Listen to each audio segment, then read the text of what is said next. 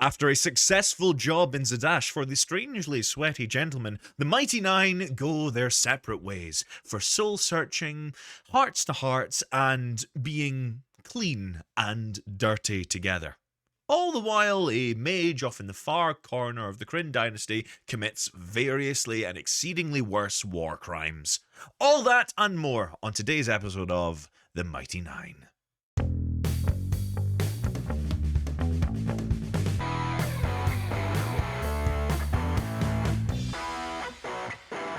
What's happening, adventurers? Welcome back to the With Mates podcast, where we shall be speaking about the Mighty Nein, episode 7, entitled Belonging. Now, I know we're all rearing to go to talk about this episode, but before we talk about belonging, I need to introduce my co-hosts today, my lovely adventuring party who are coming through this adventure with me. Now, first and foremost, we have the man whose palms count as magical weapons for the purposes of overcoming resistances and immunities. It's Polysmack, Paul Stirrett. How you doing, bud? I'm smacking everything in sight, and you know what?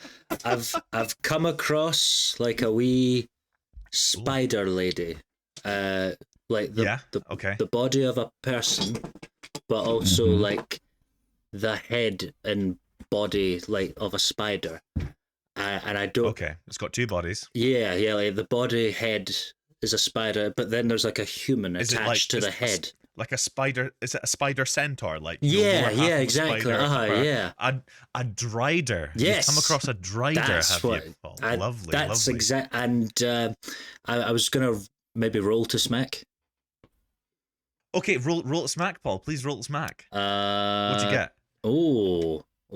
I got myself a juicy little 12. A juicy little 12. Now this is a weak drider, and her armor class is 12, and if it meets, it beats, Paul, and beat you shall. You pummel this driver into oblivion, and on her person is a deck of cards, Paul.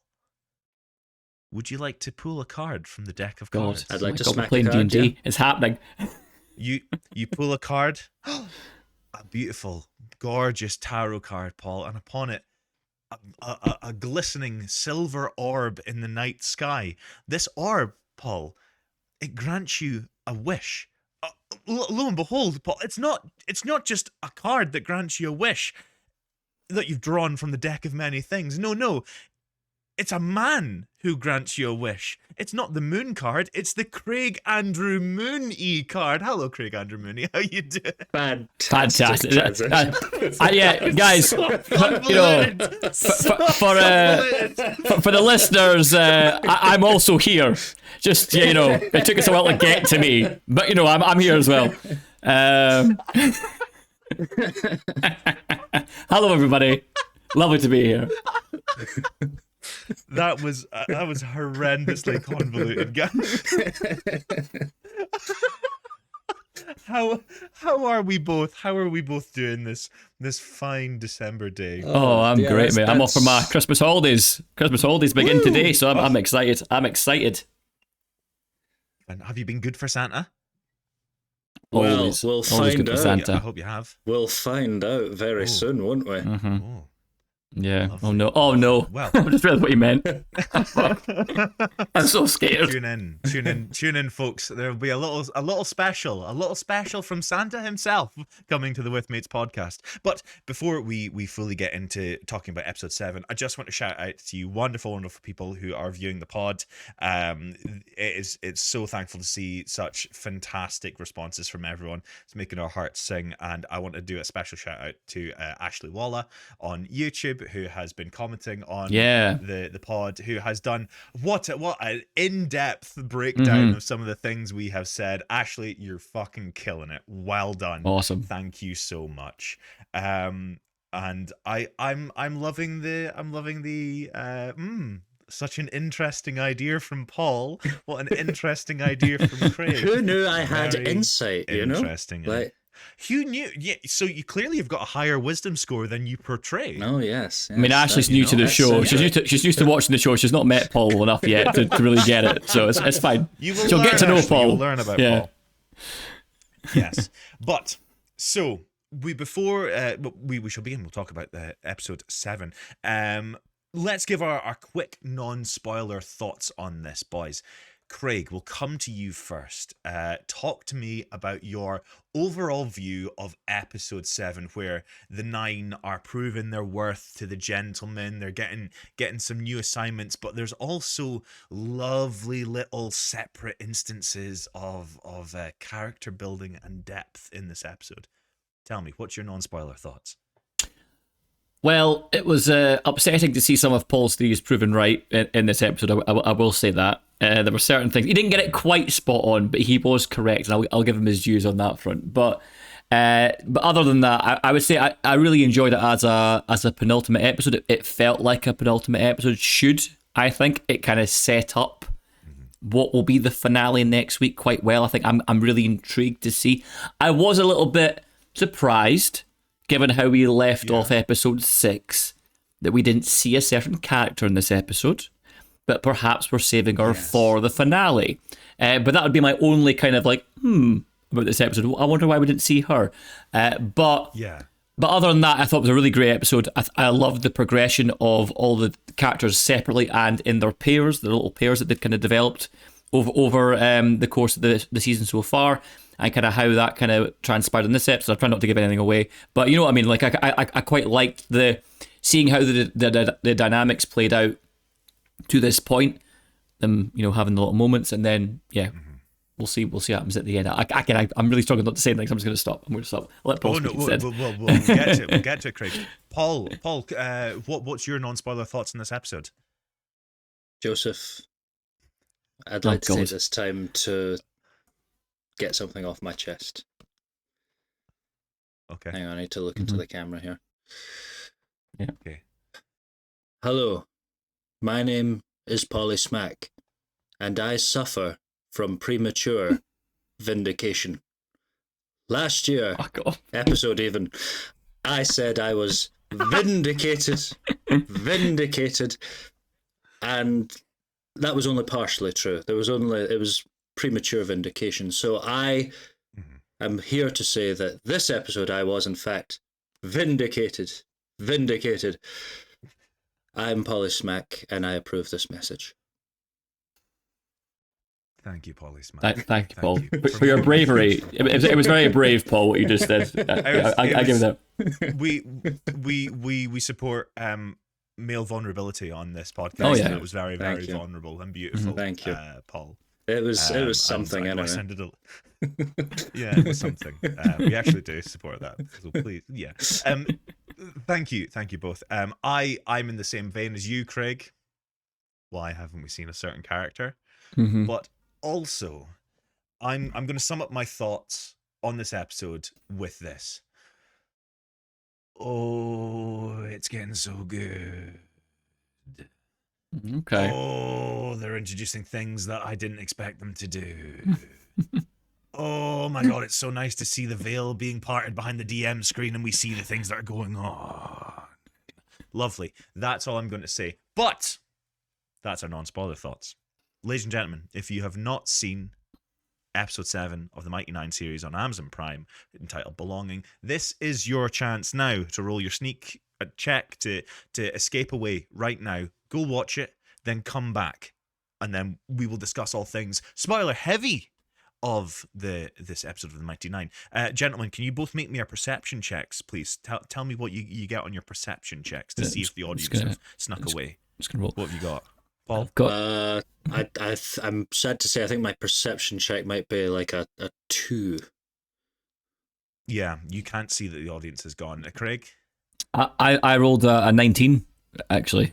A 9. You can see that the audience has gone. And they are gone. Watching the episode, and you do see them come back after watching the episode. Yeah. So, guys, let's talk spoilers for the Mighty Nein episode 7. We have we start off with a moment where we see the head of the Cobalt Soul being brought to the executioner's block Mm-hmm. in front of not only King Dwendal, but Big Dwindle. Vestarogna and everyone's favorite slimy mage, The Ick. Trent Ickathon, the big The ick. fucking ick. As a cold open for an episode, lovely. What's our thoughts? Tell me. Let's get. Well, actually, first. No, continue on. I'm being silly. Give us our thoughts. My head was jumping about there. We clearly got. I don't think I picked up straight away that she was like the head of the kobolds, the lady with the pink hair, the blue, and that was cool because obviously Trent's kind of been accused of being a traitor, and he's now just proven it. Even though that's 100% true, the king's like, you're far too useful to execute, so let's execute the person that accused you instead. And full scapegoatery is happening. Hell yeah, folks. And unlike another famous game, it doesn't summon 4 sheep tokens in whatever defense or attack mode you want. It's just someone gets their head chopped off at the block. Very viscerally as well. Yeah, that 2 has to go in chops. a couple of times. 2 chops. Yes. There's still some activity Anne Boleyn in that style. head. Yeah. Mary Queen of Scots. Oh, oof. Very horrible. Yeah. So Trent has pinned this on the Cobalt Soul. And the king knows as well. Her name. The king fucking knows what's going on. He knows what's up. Oh yeah. And I'm just like, I mean, come on, man. Like it's like, come on, Graham. Graham. oh my king. I told you. Come on, Graham. I told you that Big McTavish has got like an ace up his sleeve. He's the one. I don't see it. I don't see it. Do you think he's a puppet, Craig? Do you think he's just? I just still a think. tool? Yeah, I'm still confident that Trent's got him where he wants him, and it's very much a case of like he's pulling the strings and just making sure he stays get his little position of power. He's still he's there in the background. He's pulling all the strings. Yeah, I'm not seeing Dwindle as a big bad for sure. I think those 3 are like acting as advisors. You know, the kobolds, the archmage, and that's she's the archmage. Yeah.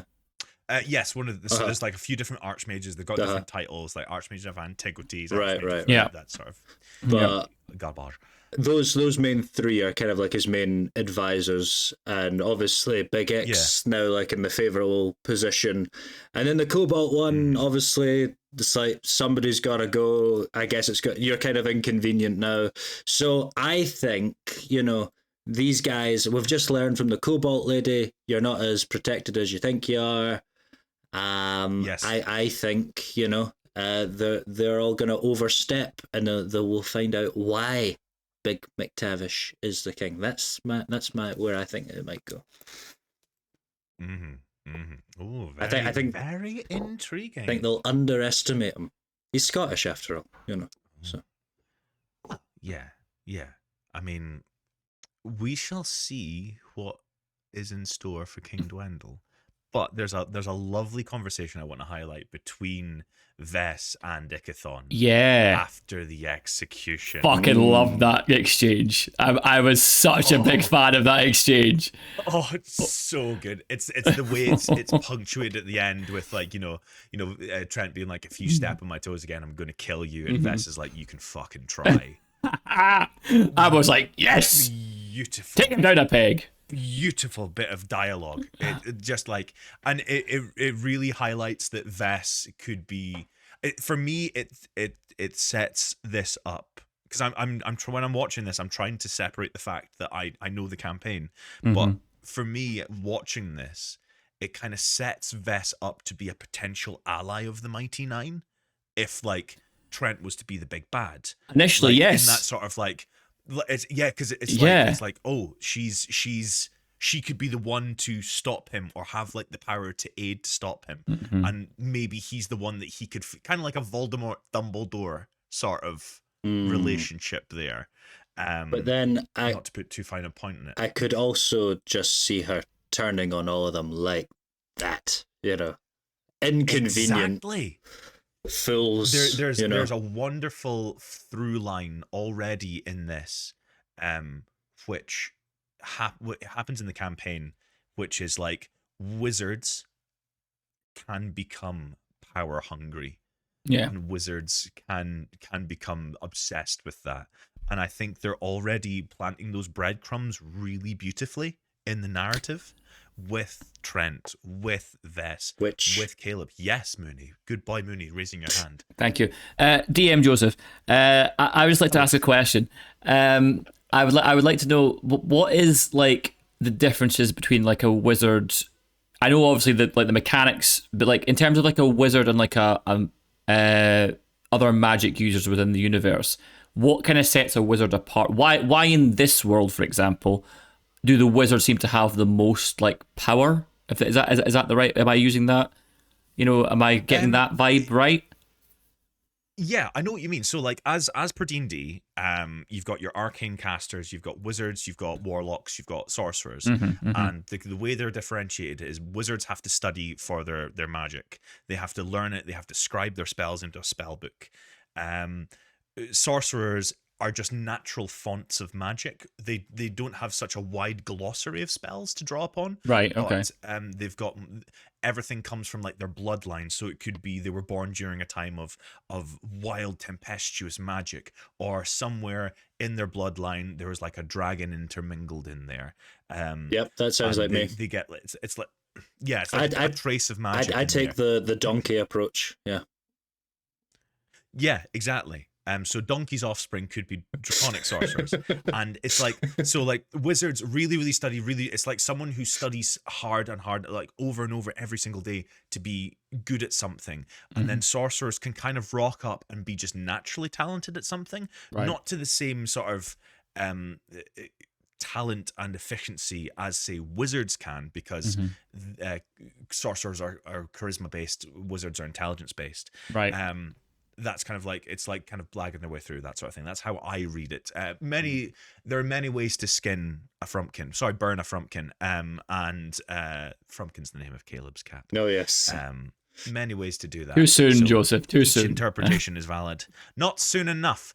Whereas warlocks still charisma based. Warlocks are kind of like when someone's like, I really want to get into filmmaking, and they have like a magical sugar daddy that just gives them all the kit. And this is a weird analogy. I don't know why I'm going.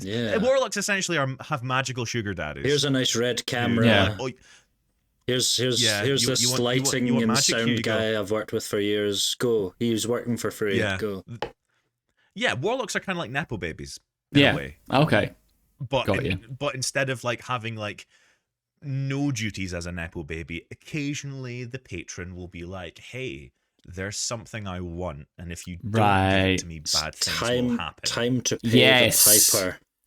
And we're seeing a little bit of that in this episode as well, aren't we? We're seeing a little bit of that going on, Joseph. Craig? Are we seeing that? Who are we seeing that from? I think there's quite a lot of... I don't know if you would necessarily class them all as warlocks, but definitely that kind of relationship.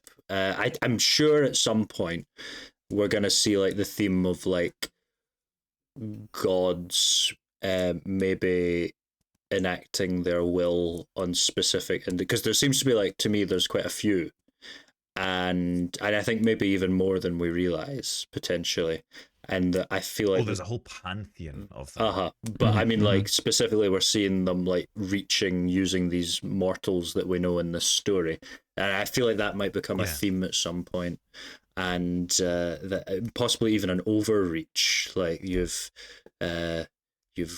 reached too greedily, and now it's going to come back and bite the gods on their bottom when big Ford comes with his big sword and waves it in their face. Polysmack unintentionally shouting out Critical Role Campaign 3 right there. Lovely. But it's amazing that you kind of like, you're coming up with that, Paul, because like there is very much a big point about gods and their powers and their influence throughout Critical Role, throughout the 3 campaigns that we've seen culminate. That's a big theme, and how they adapt that is very interesting to me as someone who really enjoys using religion and pantheons within D&D. And the way they've done it is not necessarily my cup of tea, but it's so interesting to see that you're already picking up something like that. So we're going to jump around in this episode because there's a lot to talk about. The first one we'll immediately go to Ford. So essentially in this episode, they've done their job for the gentleman. They've got this compass for the gentleman, and they realize, hey, that's us. We've done our job. We'll go our separate ways. This has kind of had like a structuring of like almost like a beach episode where like different characters go off and do their little things, but each one has a lovely narrative impact to all the characters' tales. So we'll look at Ford and Jester first. Both of them kind of gripped by the same problem. They both have this patron, this thing that bestows upon them magic. One of them wants to speak to it. The other one doesn't have a choice. We'll talk about Ford first. So, Ford Stone, he has gotten this orb from Nidus's treasure hoard, and this creature, this entity, is telling him to consume. We see him kind of drop Jester off at the lavish chateau, no, the Pillow Trove, sorry, and head on his merry way. And there's this, I would like, before we kind of delve into Ford's sort of contact with whatever entity this is, this Ukatoa, what do we think of the relationship between Ford and Jester so far, gentlemen? It's a budding romance, and you know how I feel about that. You love it, Paul. It's going to happen. Ladies and gentlemen, if you haven't watched our Andor review, I think the best part of that entire series is the Mon Mothma stuff. Her relationship between her husband, her child, just, forget the spy shit. That bored me drearily. But the Mon Mothma stuff, that really, so... Yeah, that's where my mind's at. We're gonna get the wrath. Now they'll know about the Andor. We're gonna get the wrath from like the ones who like go over both shows. Like, wait a second, what did he just say about Andor? Yes, we famously did not like Andor. Season 1 for me though. I think me and Joseph, we came around to it, didn't we? We came around to Andor in the end. Yeah, I've come back round to it. I think it's brilliant now. Yeah, me too. Season 2 was great. Like, what the fuck was I on about? I was an idiot. I was younger and more foolish then. So Paul's a fan. Craig, how are you feeling about the Jester Ford budding romance that's on the cards? Yeah, I mean, it's obvious. Obviously, they're married in real life, so the chemistry is there, and I think it's very, very cute as well that they got to do this within the campaign. I think it's very, very sweet, and I think both characters, they are well suited for each other as well, even within the campaign itself. I think it makes sense that those two might end up together. I'm hoping it kind of ends well for them both. If I was to say right now, I really hope it does, because I think it's a very sweet relationship that they're kind of developing, and it's nice to see that kind of early stages of it too. I think that, I think Ford needs to get a grip a wee bit in terms of like his overly kind of, no, you know what I mean? Like he's a bit over like kind of gentlemanly and like kind of like, you deserve all the finest things in life. No, mate, she's a capable young woman. She doesn't want all that nonsense. She wants to have an adventure and stuff.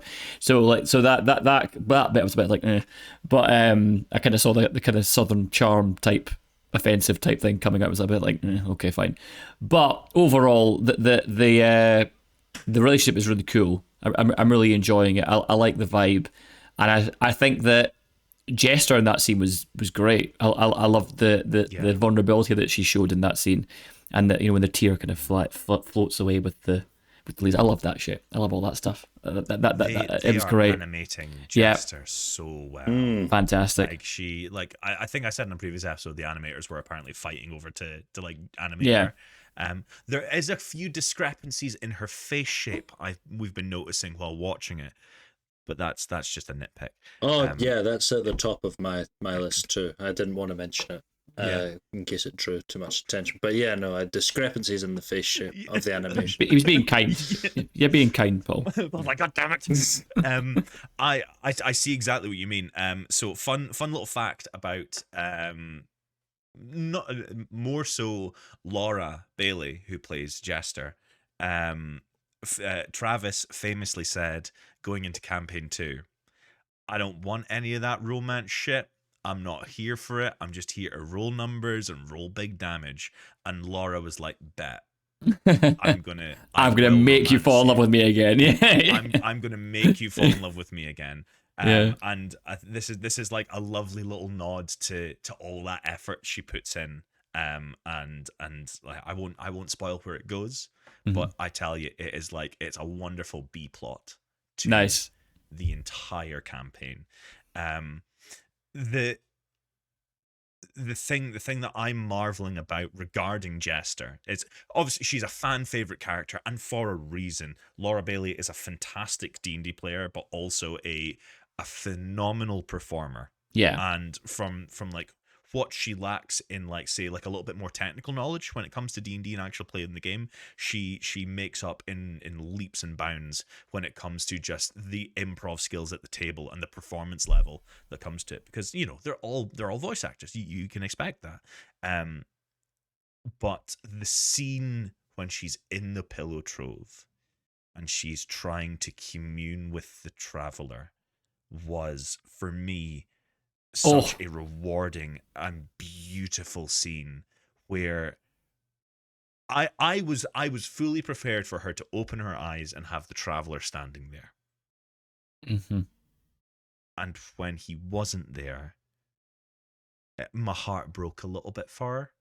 Yeah. You find yourself really, really feeling for this character. Boys, come on, let's chat about this scene for a little bit. I mean, you know, there is a point where I it's going on so long that I am questioning, like, I guess have a theory now. We'll maybe find out in the next episode potentially. But I'm thinking, you know, I'm starting to verge on, is this actually a real thing at all? I think that's quite interesting. We've got one character who's definitely got the Midas touch of a god kind of thing, and then the other character wants that. What, Goldfinger? Yeah, he's got the Goldfinger. He's got the Midas touch. Goldfinger. Early Bassy, is that you? Yeah. We've brought her back, but we brought her back. Sorry, Paul. Here's a character I made earlier. No, the character Ford really doesn't kind of want this god, but has it, and I feel like Jester's character really wants that kind of connection, but doesn't have it. And I am wondering, how did she get this traveler stuff, like the literature and all that stuff, in the first place? So I think potentially we might find out more about that next episode, because I'm starting to think this might not be all it's cracked up to be. Well, Paul, she did say in one of the first episodes that she created the literature. So yeah, no, she did, because it's all like hand drawn. Yeah. So I'm like, where's this come from? Is kind of what I'm thinking. So because she's a very isolated character, very like kept behind closed doors. There is credence to the theory that he's just an imaginary friend. Which I am now going back on. I'm actually going there. Me and Paul are like ships in the night. We're going the other way now. So, okay. Here is my theory. Here is my theory. And if I'm right about this, I'll be like, this is my biggest guess that I've managed to get right of any show that we've done. I think that the Traveller and the thing that's possessing the Traveller is with all of us all along. The real Traveller was one with the way all along the way. No. I think the Traveller and whatever is now possessing Lucian as he is now called, Molly Mock, and now Vess. Is it Vess at the end? Vestalogna, yeah. I think that the Traveller is that. It's one and the same. Interesting. Very interesting. Very interesting. If I'm right, that's good. That's a good call. But who knows? You know, it's an educated call. I'll say that. I mean, Jester and Molly Mock have kind of had like a sort of closer connection in the group, other than Ford, obviously. But so that kind of tracks. He gave her the card. There are already clues within this series. About what give it the away. Traveller is. Okay, no, there are already clues for eagle-eyed viewers who the Traveller is if you have watched all of it. As in the Mighty Nein as well. As in the Mighty Nein and Vox Machina. Oh, that's what I meant. Sorry, and Vox Machina. Yeah, there's already clues there. Oh, okay, maybe not then. Okay. Or what the Traveller could be, or what the Traveller could be related to. There's already clues there. Still not really confirming or denying he's like imaginary or not, or an actual entity, or just this power, this force. But there is, for eagle-eyed viewers, there are answers to this puzzle. Okay. He's Parked by theory, but I still like it. I still like it as a concept. Yeah. He's a crystal. He's a big crystal. He might be a crystal. Like, just I mean, it's I just want to say because it's so cool. This is a tale of old renown, and just you've got to you will. There's a clue there if you get what I just said, that there's a wee clue, but it might be a little bit too vague. Moving on. Moving on. I'm slipping into DM head mode. Be like, how do I drip feed clues here so they can get the answer before the show tells them? Because I like people figuring things out. Conversely, on the other side, Fjord Stone. Yeah. Another lovely little Harry Potter reference. I was gonna say. Oh yeah. I call it that as well. Yeah. Yeah. He again, they're showing it in such a different way to how they did in the campaign, and I'm loving the adaptation. It's so much better. We were just missing a Vox moaning Machina was myrtle. great, but this is just, we kind of had almost a moaning myrtle. She was humping and grumping there. Bo was there. A boning Bertle. I'm not. Maybe she wasn't famously, Paul. She wasn't boning in this the episode. Yeah, she was far too stinky. Just you wait. Bull get her. She'll get her flowers.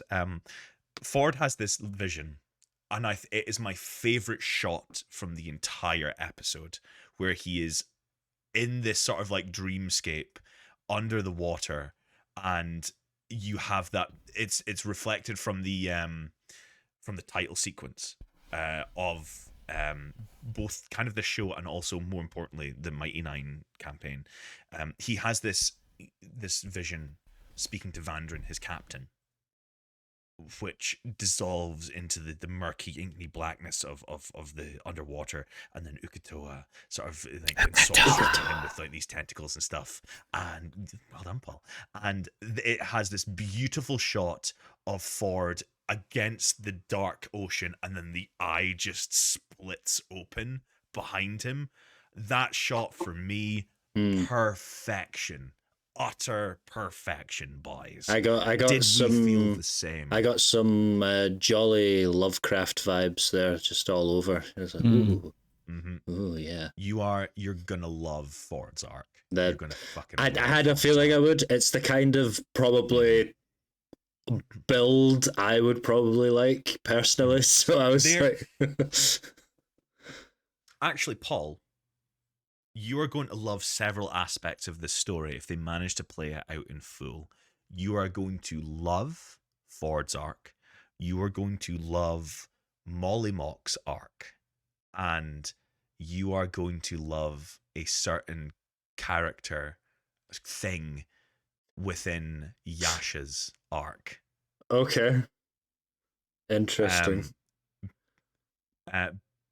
Because similar to you, obviously, you're poly smack. The smack comes from the hands. But are the hands? Am I in control of the hands? I don't. Or I the can't. hands in say? control of you? Exactly. Yeah, exactly. but there's a certain NPC within one of the arcs who has got hand in its name, and I think just from is that a Hydra ring? No, it's kind of like a Cthulhu ring. Okay. Just, I think you're gonna vibe with this campaign a lot. As far as like the vision goes, Craig, what was your thoughts on? Were you the same as Paul? Did you really get a lot out of this vision from Fjord? I enjoyed the Harry Potter reference as well. I immediately went Harry Potter. Oh my god! But yeah, I again, I'm very intrigued. See with Ford. Because what I liked about his thing, it wasn't just the vision itself, but also the bit in the temple as well, or when he went to visit the kind of priesty type figure. Temple Pelor, yeah. And I think it kind of gave a bit of a clue to kind of what kind of class he is and what he's going to become potentially. Because, like, again, knowing after watching Exandria Unlimited, the Calamity one, I understand what a paladin is from Xerxes. So I'm guessing that Ford is going to become not so much a warlock but a paladin type character. Is that kind of where things are going with him? Is he going to become this kind of like? So what I'm wondering is whether he either can ditch this god, or rather use this god for good instead. Eat the is eye. That eat the eye. Eat the... So to Craig, to answer your question, to quote our good friend Jeremy Renner, I will neither confirm nor deny the details of any operation without the Secretary's approval. Am I the Secretary? Okay. Yes, Paul, you're the Secretary. Can I confirm or deny? Craig, would you like me to confirm or deny?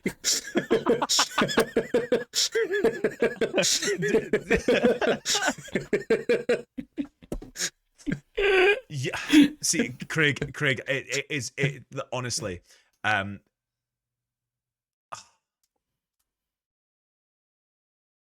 is so cool you are thinking that. Mm-hmm. And it was just based on that conversation, and it was seemed like a bit of foreshadowing. It is so cool that you say that, because Paladin Warlock is a very powerful multi-class within D&D. Ah, okay. Really, really good. All right. Paladin Warlock, especially Hexblade, which as rules within the campaign, that's what it is. Obviously, they probably can't touch on that stuff now, but. Yeah, the that interaction in the church was lovely with the Temple of Light with Pelor. We also get to see another scene in that temple. What a scene! What a fucking scene! And not what just quickly, because it's a very small but very impactful scene. What did we think of Jester and Nott's ransacking of the temple? So as a rule, I agree with Craig earlier on. I liked the swapping, like, of all the, because we've been getting used to characters with certain other characters, and we sort of in this episode swapped around, and I quite liked seeing this. So I liked seeing Nott and Jester together. Yeah, they work really well together. Yeah, they certainly do. And I like seeing Nott as the little possessed baby child thing, and then throwing up. It was the hard-boiled eggs and a lot of drink. Basically, it was. It's so good. It was a lot of fun, and I thought defiling the temple was like a fun, like, I mean, it's like fun, colourful graffiti as well. So it's not even like the completely trap. But it was she was drawing like unicorns, like going at it and stuff like that. Yeah. I always love when a priest swears. Like, you know, if you can, I just enjoy that in any kind of medium. I love when a priest swears. It's fucking hilarious. One way to break decorum. It was great. It's such a favorite scene within the campaign. They had to include it. It's lovely. There was a lovely little character nod to one of the priests who's named later on. We got a nice little Easter egg to a Minotaur priest called Breus, a guy called Breus Doomseed, I believe his name is. Oh, what a name! Lovely little character nod to him. Very, very good name. And it's just the utter chaotic carnage that both Jester and Not bring to the table. And I hope to God that we get more of that. There's a specific scene that has been dubbed the Fluffernutter that I cannot wait for them to try and do. And to sum it up, non-spoiler, it's about them going, we should do an explosion in a place that shouldn't, by all means, have an explosion. It's class. It's pure D&D carnage. But it's great seeing, like, how do we feel about seeing that light brightness, that levity from Not? Good. Yeah, her character's like permeated with this. Really, there's something really not right with Not, and we see that with, obviously, she had her drunk breakdown. Like, I'm a goblin, in the city square. Like acting like a goblin and jumping at people's faces and growling and stuff. So I quite liked seeing that. So it was nice, getting to see her like cut loose and have fun. You had some like strong thoughts and theories about Not previously on the pod, Paul. Have those changed? Have those been solidified? Have you expanded on them with her? She has that kind of meltdown, that drunken meltdown in the streets of Zadash, shouting that people should be afraid. She's going to eat their cats. She's going to do this. She's going to do that. Definitely. How has your views changed? Definitely not changed in the sense that I think there's definitely. I think her whole hive colony, however goblins brood, the goblin brood has been horde. Is it a horde of goblins? However goblins... I would call it a horde of goblins. However goblins group, I believe they've all been... Her particular colony or horde has been wiped out, and she's probably the last one of her particular family, and that's why she's gravitated, because of everyone, like when they all start going their separate ways, she's the one that wants to keep it all together. Like, come on, we gotta almost like the glue, the very drunk and sticky glue of the group. I think she's wanting a family more than anything, because her own one was very suddenly snatched away from her. And I mean, we even see a powerful scene, we talked about before with Jester thrown over the tables and crying, not drinking wine from the floor amidst a broken bottle. Yes. Pretty strong stuff, That's not somebody that's doing great, So no, I think it certainly is not. There's definitely some more to cover there. So I kind of just reaffirmed there's a family lost or something there. Craig? Yeah, I totally agree. I think that is very much the case with Not, and I think I would go further and say I think she's in some way responsible for that those deaths. It's like she'll have been in some way responsible. There's a reason why she calls herself Not the Brave. I think it's an ironic title that she gives herself based on what happened potentially. But she gives, for me as well, the Ford other a hard time. Yeah. About being a coward. Yeah. Yes. Almost on death. Yes. I call that as well. It was also the scene as well. Like, it also showed how goblins are viewed by society in this world, which and possibly they're quite rare as well, because like they seemed quite shocked to see one. In town, or maybe they're just not allowed within these like boundaries of towns and stuff. I don't know whether they're just not allowed to be around, but they seemed quite shocked that she was there and quite fearful and stuff of her. So that was quite interesting to see how she is treated by other people, and again how much she'd latch onto people who showed her kindness, like everyone within the group, the Mighty Nein. They're not like in any way afraid of her or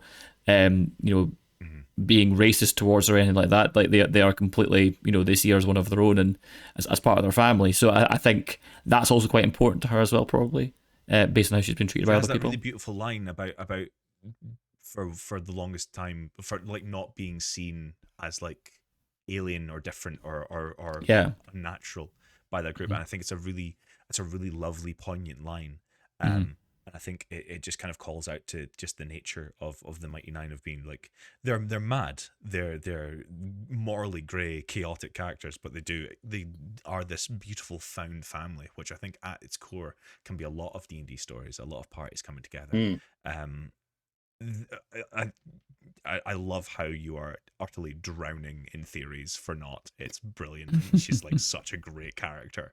But I would like us to pivot from Not to her almost like adoptive son, Caleb Widowgast. My boy. We got a lot about Caleb.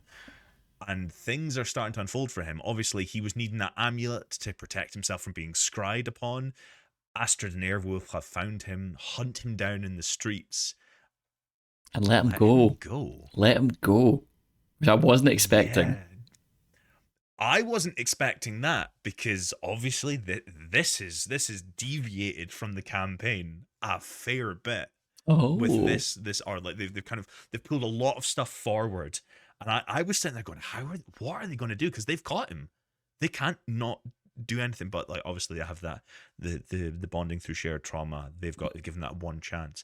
How did we find this exchange? This whole arc from Caleb. Talk me through him. Lying to Not, running off, resummoning Frumpkin, his cat, and a facsimile of the cat, not the actual cat itself. How do we feel? Then being chased. How do we feel that he keeps bringing back the cat and not his parents? I mean, that'd be a lot of conversation, Paul. If he brings back the parents. Well, Paul, it's not actually, it's not the same cat. That cat is long gone. Frumpkin is still going. It's a magical cat. It's a Liar. magical He went to live on a farm. He went to live on another farm in another village. That's where he's gone. He's on another farm, another village. Okay, he's fine. He escaped he's the fine. fire. He lived on a farm. He's fine. Okay. Right. Yeah. Yes. Yeah. Okay. So talk to me a bit about Caleb and his story in this episode.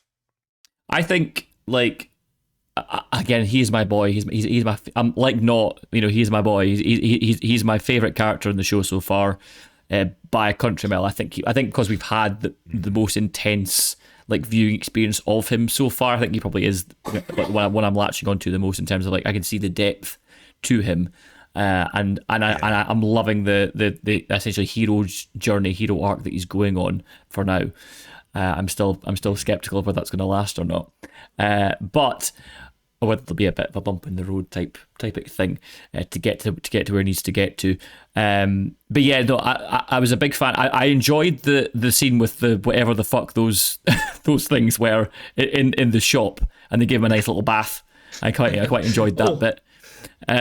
This was such a fun voice scene. I recognised in the show. Yes, go on, Paul. Tell me who that is. That, if I'm not mistaken, that was Patrick Warburton, right? Incorrect. What? That's Was it not his Joe sons? from. It was his sons, right? Incorrect. That's Really? not Joe from Family Guy? You're kidding. Nope. It's Matthew Mercer's impression of Patrick Warburton. Really? Fantastic. Oh my fantastic. That's goodness. Matthew Mercer. So Pumat Sol is the MVP of Campaign 2. You have no idea how fucking amazing this Furbolg is. Fantastic. Probably legally no longer called a Furbolg.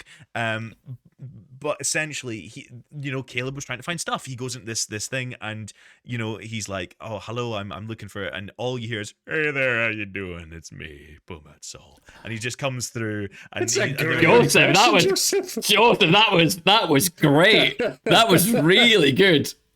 I didn't know you had that idea. That impression. If you like that impression, please check out Ottolino's America Rising 2 mod for Fallout 4, where I play essentially Kronk and an NPC on an Enclave base. Shout out to Awesome. Shout out to Ottolino. So yeah, it's Matt Mercer doing this beautiful impression. Matt Mercer playing both Essek and Pumat Sol, two of these fan favorite characters. So Pumat Sol essentially replicates himself to do more work because he's also a mage, and it. Oh, I love the Invulnerable Vagrant. That's a shop, correct? Yes, I think so. Yeah. Remind me in the comments, folks. There was so much in the Invulnerable Vagrant. I felt there's like a load of Easter eggs in there that, yeah. You have no idea. Yeah. What did anything stand out in that shop for you, Craig? Anything at all, or Paul? Any lingering shots on anything at all? I just remember Caleb being washed, and I was like, "Yeah, that guy probably stinks like shit." So, like, I was happy he They all got a stink bath. like shit. I was happy he got a bath. I really was. Though confused as to why he was like then instantly dirty again afterwards when he met his two love I interests. believe he re-dirties himself later. constantly, Right. just he sees a pile of shit, he jumps in it. You know. Yeah. Oh, I can't believe I glossed over the Invulnerable Vagrant. We see I think it's like the Tales of Scal and Shortholt on one of the. Oh, that's cool. I'm going to go back and watch that scene again. There is a sword hanging on a wall, a broken sword hanging on the wall, and I love this because this thing is just epitomizes one of the coolest like ways that DMs can pivot when players latch on to something. In campaign, I believe it was initially just like I think it was a broken sword, but one of the player characters when they go back there at some point goes like, "I want that," and Matt's like, "Okay, now I need to make this special." Remember that sword hilt, I beg of you, Craig. Relating to another thing you've said this episode, remember that sword hilt, please. I beg of you. Okay. Pumat Sol, what a great character. What's our impressions of him? Just briefly before we finish off Caleb's little dissection. Whimsical, powerful. I reckon he's up there in power levels. Actually, do you know if I was to compare him to anything, and he's maybe not this powerful, like weirdly broken kind of powerful as, and I'm sure you'll get. Are you going to say Tom Bombadil? I was just going to say Tom Bombadil. Yeah. I was like, you see where I'm going with that? What? I know where Paul. Yeah, he does have Bombadil vibes. He certainly does. Strong Bombadil, big Bombadil energy. Big Bombadil energy. If you have big Bombadil energy, let us know in the comments. Yeah, fantastic. So how did we feel about Caleb going through all of that, getting his cat back, and then ultimately being let go by the Volstruckers, by Astrid Nerdwolf, and then returning to his room? The thing, what was most intriguing for me, I would say, was why they let him go. They said that I mean, obviously, from their time together, probably they would owe him one from their time together. But I feel like it was too pointed a thing to be like a throwaway thing. So I think potentially that might be linked to maybe how he escaped, or when he escaped, whether or why he escaped. In the end, I think it might be related to that. That's why maybe they owe him one, and now they've paid their debt in some way, shape, or form. So that's the only thing that stuck out for me for that conversation. But I also like how they set up the showdown that was likely going to happen. I think, if not next episode, quite soon after that, in season 2, whereby he's going to have to, I think, take on the two of them and potentially kill them. Yeah. If he does, it's going to be such a beautifully animated fight. It's going to be gorgeous. We quickly, before we go into the last sort of two characters we want to focus on. I was just going to say, because I had a bit just before you go in.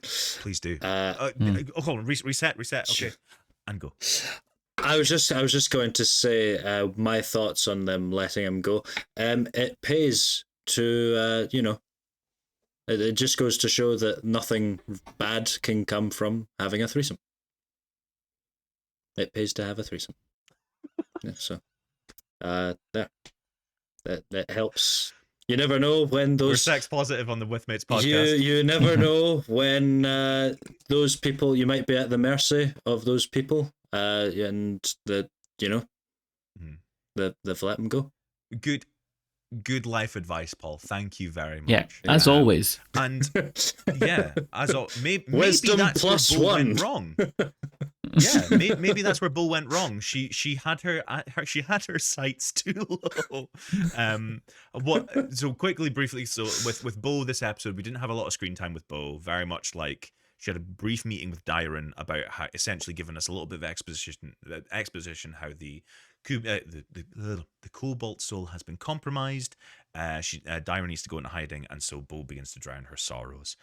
Unsuccessfully manages to hook up with this lady from the bar, and then has like a nice little heart to heart with Ford, and we have like that moment where her kind of like lone wolf persona is starting to break down. Yeah. And as you said earlier, Paul, like these characters being paired up irregularly, like unusually with other ones. How do we feel about where the Bo and Ford dynamic could go? Interesting, because they're both like quite, in terms of their style of fighting, they're quite similar. Their swords are hands and stick. But Ford's a lot more reserved.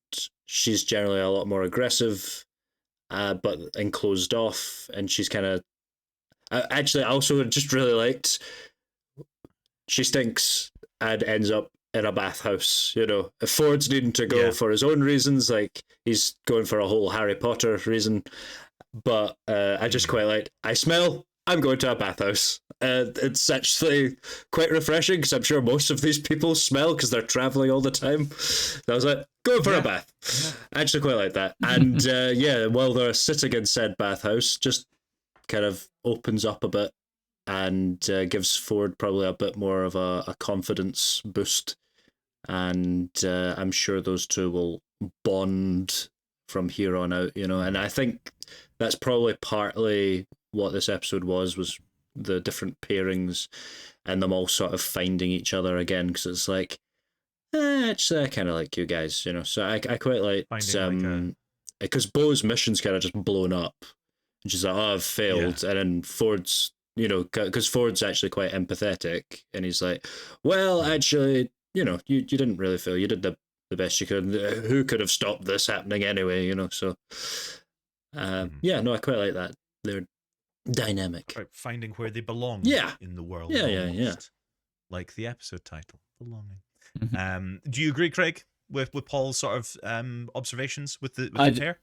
I do, yeah. I think what was good about this, good writing always in terms of character, when another character brings out something else in a character, and it's very much the case in this scene. For example, Bo coming to the realization that she isn't all that, and she's actually a bit of a fuck up, and kind of finally understand about herself, and she gets there because obviously that's all Ford's whole thing. He doesn't have that self-confidence. He's a bit, he's still finding his way. He wasn't anybody until he got this god, talking in his ear. He was just a guy on a boat he couldn't even fight properly. He was a bit inexperienced. So again, it's good writing. He brought that realization out in her. So it was fantastic. Yeah, it was a good pairing, good scene. What do you think about the whole Ford kind of like pretending to be Vandran, pretending to be his character? I'm interested to see where that's going to go, because because he can't keep that up forever. And when he does, what's the fallout going to be from that? I know that the thing is, he's with Jester, for example. I don't think Jester's going to care, to be honest with you, that he lied in that sense, because she's quite water off a duck's back about that sort of thing. But I could be wrong, and it depends how long it goes on for. It depends how long it goes on for, Joseph. If it goes on for quite a while, I can see your point about being upset about it. But that's a particular mountain that could erupt or not. And really, like, it's with Ford, he's just like clay that's being molded, and by all of his experiences. And sometimes you find sometimes you've either got to just, commit to that. He might commit to that path, or he might, I don't know, chuck all that personality in the lava and just go, hey, let's let's be who I'm meant to be. We don't know. I can't. Yeah. Again, it's another. All of them have great storylines. Mhm. The one that I What that's want left. to touch on the most. There's two left. There's Essex whole thing, but Oh, I I think suppose, Essex yeah. a longer conversation, and I don't think we have enough time to broach Yeah. it. And what I would like to do is I would like to wait till the finale to kind Mm-hmm. of really have an in-depth discussion about Essex and the fallout of that. So please stay tuned for our next episode when we will fully discuss that. Because there's a lot there. There is a lot to Essex, and I have some thoughts on him, but I can maybe save it for next time. Can you give us a brief overview, Paul? A quick snippet of your thoughts about Essex, because I'm very aware of the time. We don't want to run this too long. I'm kind of thinking. I know, like I'm bigging up Big McTavish, and I do still think that. I have a sneaking suspicion, because at first I thought Essex was going to join the Nine, and I thought he would be part of them. Yeah, but I actually now think Essex is going to be the big bad of the whole thing. I think this whole excuse ordeal, me. Who said that like 3 episodes ago? I think you'll find it was me. But I don't recall. Play the that tape, episode. Joseph. Play the tape. play the tape. I whether or not I remember to edit that in, we'll see. It's fine. That's a lot of footage to go back through. It's fine. The audience knows. The audience knows. I can see why you're thinking that, Paul. Definitely. And again, it's adding credence to the whole wizards can be corrupted and wizards can go beyond and do horrible things like lying about who actually betrayed the empire. And he's like an apostate as well. You know, he doesn't believe in their whole. And now the Empress looks like she's losing her marbles, and then yes, how hypocritical will she become? I wonder. He's Very using interesting. he's using the religion and the power as a science, which is interesting. But now he doesn't have the orb of many things to, so you know he doesn't have that. Yeah. It's such a interesting dynamic that we're getting to see more of in this series, and I'm loving that. A lot of blood this episode, a lot of blood. But the particular blood I want to focus on for the last portion of this episode is our favorite purple tiefling, Mollymock Tea Leaf. Big Mock. After leaving the party, he follows Cree to a basement. And does she let him? Does she let him, Joseph? Does she take him that way? This is where I shall hold up my hands and say I do not know, because I'm pretty sure this is all brand new for this. Okay. And I am loving it. Because I feel what they are doing with Mollymock is what I think ultimately from day one Mercer wanted to do with Molly. But just plans change, party has to do different things. Yeah. Laura and Travis had a baby, so they couldn't do smaller side things for a while. You know, plans get in the way of real D&D. What's more important, your child or your D&D campaign? Don't answer that. Put the answer in the comments, actually. Tell us what you think. We'll do a poll. We're not. The beautiful sort of layout of this basement with these candles with these 9 crimson eyes. We see Molly use these blood powers to sort of sniff out the trap door. What is it, Joseph? And find this. What's it, Joseph? Craig, I know exactly what it is. I know exactly what this is. And why's Vest now got it too? Why's Vest now got it too? What's going on? Vest got it too. And two lovely words were said by Vess, the words Eiselcross and the word Aor. Is this like 100 acre wood? Are we going to see the donkey? I was, for a split second, Paul, I was really proud of you because I thought you might have figured something out, and then I just remembered who you are, and it makes me want to drive my own thumbs through my eyeballs.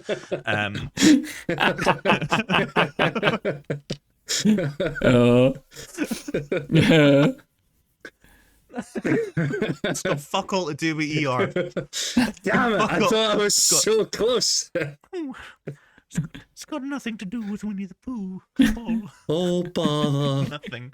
Oh bother! So, Craig, talk to me. You're very impassioned about Molly Mock. Is this one of your theories about where the show's going? As I said, I do think this is related to the big bad, and my.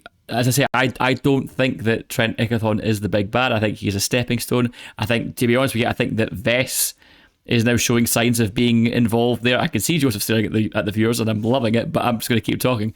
I just think that this, whatever this is the end game, and then we're kind of just sowing the seeds now for it in some way, shape, or form. And I do. I mean, my theory was, as I said, I think the Traveller and this person are one and the same. Or maybe the Traveller is in some way linked to this. Maybe it's like a kind of like, maybe the Traveller is the yin to the yang of whatever this thing is. I don't know. There could be something going on there. But yeah. So in my opinion, this is signs of this is what's to come. This is the end game for me. Yeah. Okay, Paul. I have a thought. All of God. the only thing that I've noticed with Mollymock is he seems to be like a blood mage tiefling kind of thing. All of his power seems, like he seems to use his powers are blood based. You know, he pierces himself and can see things. He did that in the portrait of himself appeared in the house. I don't really know what that meant, to be honest, other than he's maybe been there before. It's a shrine. I'm not sure. But the only thing, these are the connections I have made. Those people, by those people, I mean the Mighty Nein, visited Nathan Fillion, the genie. And the genie visited big archmaid Vess, right? And they were talking about, he's not a genie, he's a Ganassi, but about doing the job, right? He's basically Will Smith, let's put it that way. So, like we, oh god, it's getting worse. It's getting worse. But he goes and visits Vess. They talked about doing a job, and that was like then led into Vess tapping into Mollymock's similar looking power.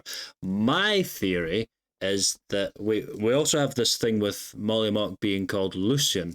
My theory is that Mollymock was once one of the king's advisors or somewhere near that level. He actually knows Vess and maybe Big Ick and some of the others, and there's some kind of ritual going on because he knows the genie, Nathan Fillion, and he knows Vess. Ganassi. I'm sure. Like, there's a connection there somehow. I think Vess is going to be Mollymock's main antagonist as well. And I think Lucian was maybe some kind of mage or advisor on that sort of level to the king. Very, very interesting. We're getting this on a t-shirt, by the way. That is the t-shirt for this. Is very, very interesting. Very interesting. Yeah. Nice theory you've got there. I think Molly could be a great vizier. He's got the but cards. We'll have to find out. Like, was he like I don't know, a predictor of future things, and that's where the cards come from? Soothsayer. He could have been. Do we have any last thoughts on the episode before we wrap up? Any last theories? Any burning theories you want to get off our chest before we go? Obviously, I can't confirm or deny those theories because I am cursed with glorious knowledge. Burdened with glorious porpoise. The porpoises are big. They're big porpoises, and I don't have enough water. And actually, this flat's pretty fucking damp. It could support porpoise life. Any last theories? Any last thoughts, gentlemen, before we wrap up for today's episode? So I think now I have a pretty clear, because we're only one episode to go, I have a pretty clear view of where this series is, this season is heading. We're definitely not concluding anything with this season. We're gonna be at most maybe halfway through to getting to Ick. But I don't even think that's going to be the end, you know. So I think next episode they're doing that job that big Nathan, Philly, and Ginny spoke about, and they're going to do that. As they're doing that, the big barbarian lady, what's her face, the vultures follower, Yasha, Gesundheit, she comes and wrecks the heist, or is after one of them, and then they have a thought. And I think this episode probably concludes with Yasha joining the Nine. Lovely.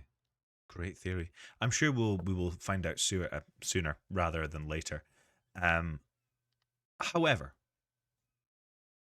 we will not know until next week for the last episode of this series entitled The Zadash Job. I cannot wait to see how it unfolds. And quite frankly, I don't know how many series this has been greenlit for. Craig, do you know? I don't. I think it's got at least 2. But I think it'll get more. 9. Oh, 9 yes, would be on point. I'm shocked. It would be. I'm shocked there's not 9 episodes in the season. I'm shocked they didn't do 9 episodes for the season. Me too. That's really a missed opportunity. They've missed a trick there. Yeah. 9 episodes, 9 seasons. Like, come on, guys. What's going on here? Like, what are you playing at? But we shall see if the boys' predictions are true come next episode. Thank you so much, everyone, for all your views, your comments, your likes. Please keep engaged in the comments below. It's fantastic to read what you're all putting down. And hey, if you continue to do big essays in the comments, it's amazing to see. Please let us know all of your thoughts and opinions, whether it's through YouTube or all of our other socials, which are at WithMatesPod across all social medias. Craig, where can the lovely people find you and all that you do? All social media platforms. It's at Craig Andrew Mooney. Mr. Sterrett, where can they find your smacking happenings? If you were to eat the unholy abomination eyeball of some long forgotten god, that might give you a vision, and that vision might lead you to my Instagram at Sterrett Story, where you can find all the smackenings going on. Thank you, Paul. And you can find me behind the DM screen. That is my social medias at Joseph Boone. That's Joseph with an F across all social media. But as always, we don't want you to follow us. Follow the pod. Follow it. Otherwise, you get disadvantage in all of your rolls because you've got I don't know, exhaustion or some shit like that. I don't write the rules. I just make them up. But with that is all we have time for today on this episode, and we will see you all next time for another episode of reviewing the Mighty Nein. But until then, ladies, gentlemen, and variations thereupon, ladies on the Minji.